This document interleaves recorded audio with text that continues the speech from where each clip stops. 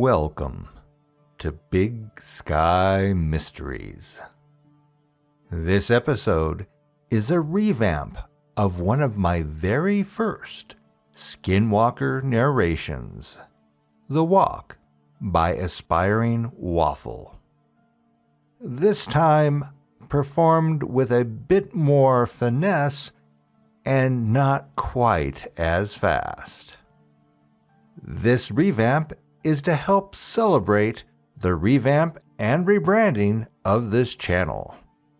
Thanks so much to Micah Rauch for all the great new logos and banners. Micah's information is listed below in the description. Please hit that subscribe button along with the notification bell so you make sure not to miss a video. Now, enjoy this revamped classic.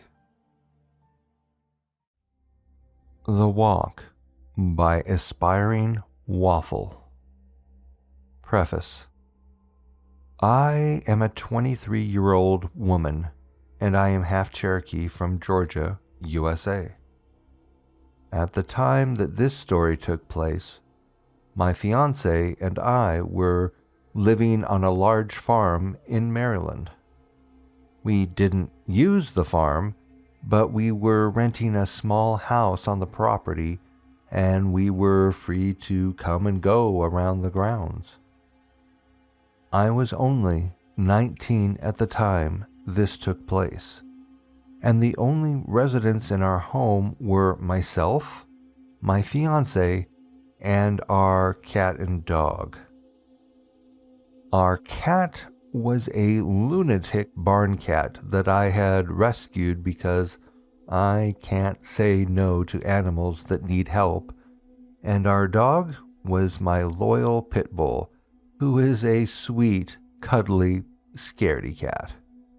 She weighed about 75 pounds and is afraid of her own shadow.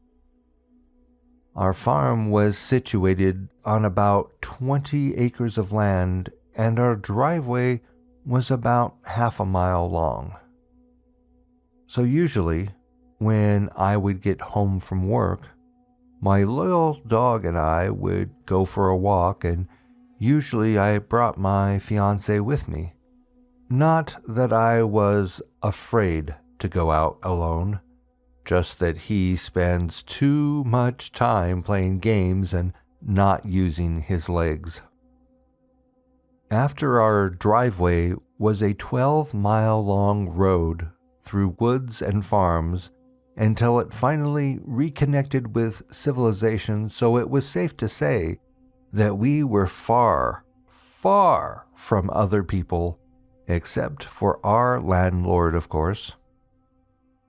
The first miles were through open farmland, followed by a brief patch of forest, and then about a half-mile of wheat fields, and then solid forest for 2 more miles.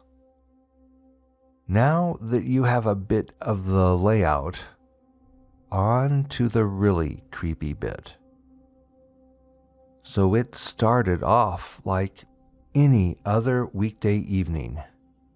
My fiancé and I returned home from work to our happy cottage and happy pets. Harley, our dog, was frantic to go for a walk, so I quieted her and changed into walking clothes and asked if my fiancé would join me. He had gotten home shortly after me and said he had seen one of the coyotes that we have around close to the field by our house. But as you may know, coyotes are mostly scavengers, especially out here on the East Coast, so I wasn't too worried, and I am very capable of defending myself. I called him a wuss and then told Harley that we could go and that we would be fine without him. Laughing to myself, we left the cottage and started walking towards the driveway. The sun was going down and the October air had just started to get a chill to it, and it rustled through the cornfields next to our long driveway. The corn was about 6 feet tall at this point in the year, and impossible to see through, so I assumed that my fiancé was just trying to scare me because there was no way he could have seen a coyote in this field. Harley was enjoying her time in the field, tearing in and out of the corn stalks on our walk up the driveway, and I knew that with as big of a coward as she was, that she would alert me to any danger very quickly and by running away. By the time I reached the end of the driveway, the sun had set, and the moon, which had already come out, was shining high above the fields. It wasn't quite full, but it provided enough light that I didn't need to use my flashlight or Harley's collar light. We turned left down the road and proceeded across the first section of field. The first field was soybeans, and if you don't know, they are relatively short plants that nothing but a rabbit could hide in, and off in the distance I spotted a few deer, but nothing alarming. So we relaxed and enjoyed our walk through the night air. I threw a stick and Harley brought it back, over and over again, typical dog and owner stuff. We reached the first small section of trees, and Harley stopped and bumped into my leg, letting me know that there was something ahead. It wasn't a coyote or a deer, but there was a rabbit that had been hit by a passing car and was still struggling. As much as I hate to say this, there was no way it was going to live, and honestly, it's probably what drew the coyote pack in. I knelt down by it and, using my knife, quickly putting it out of its misery, as my family had taught me, and let it pass into the next life.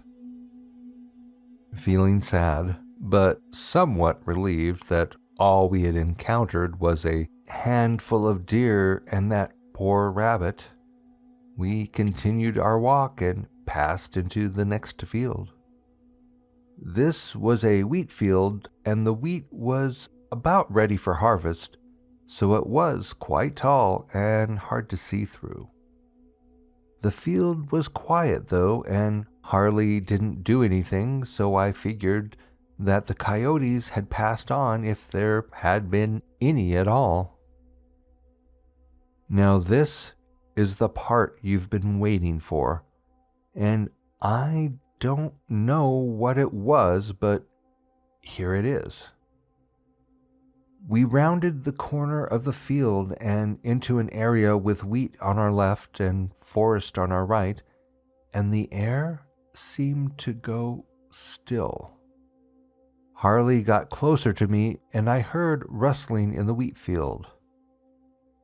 I saw 3 tails circling back towards the forest.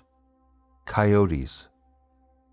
The eastern coyotes are small, but in a pack they get pretty ballsy. Harley raised her hackles, and I yelled, "Get out of here! Go on!" as loud as I could, and the coyotes, startled, scattered off into the trees. I decided to turn around and get out of there before they decided to regroup. Because I am brave, but I'm not going to walk into a darkened forest with a coyote pack and a cowardly pit bull. We turned to head back, and again, I heard a rustling in the wheat. A confused coyote? I thought it must be, but no. Harley was standing stock still, staring at the wheat, and I whistled for her to come with me, that high-pitched, ear-piercing, two-fingered whistle. That snapped her out of it for a second, when my whistle was returned from inside the wheat. All of a sudden, all of the family legends I had heard came flooding back to me, and I expected to see a tall, thin creature emerge, but nothing did. I didn't smell rotting meat or feel a sense of dread. Instead, I was transfixed with fear and curiosity. I whistled again. The whistle was returned again. Very human sounding, but at the same time, not. Against my better judgment, I said, "Hello?" My own voice replied, "Hello?" My hand on my knife, I said, "Show yourself." Silence. No bugs, no coyotes, no Harley noises, just my own breath. Slowly, the rustling started again, and I turned on my flashlight.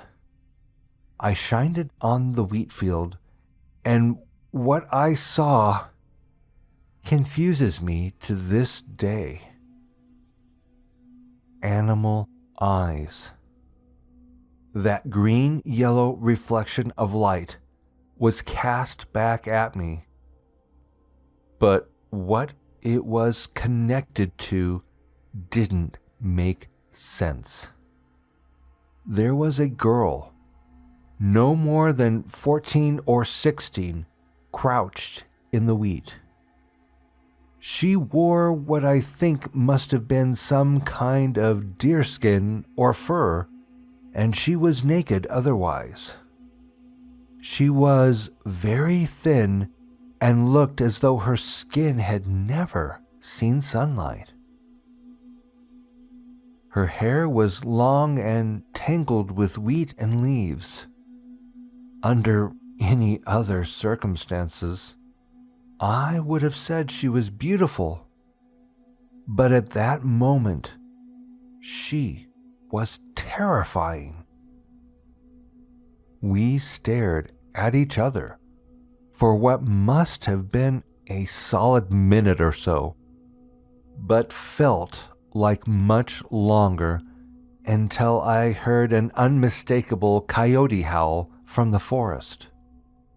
Both of our heads snapped towards the noise, and immediately I heard her take off through the wheat toward the sound. At that same moment, Harley took off toward our house, and I went after her. We didn't stop running until we got to the driveway, and I stopped, not wanting my fiancé to know I was running away from something. I could still hear the howling in the distance, and we started walking at a brisk pace. We made it back to the cottage with no further problems, and I didn't tell my fiancé about it, not wanting him to go out with the gun.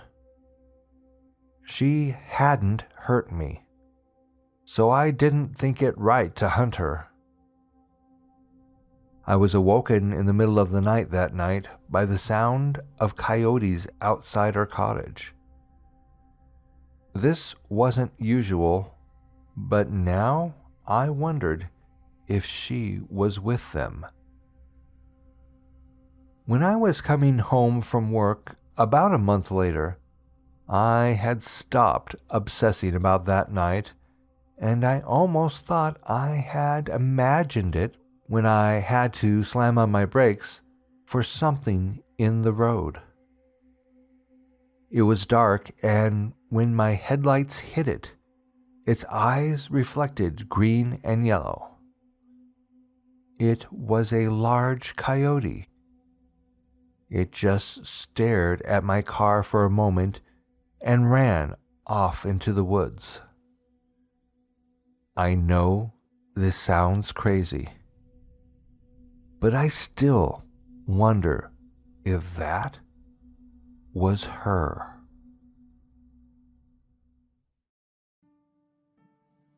Thanks again for joining me for this revamp of one of my very first narrations.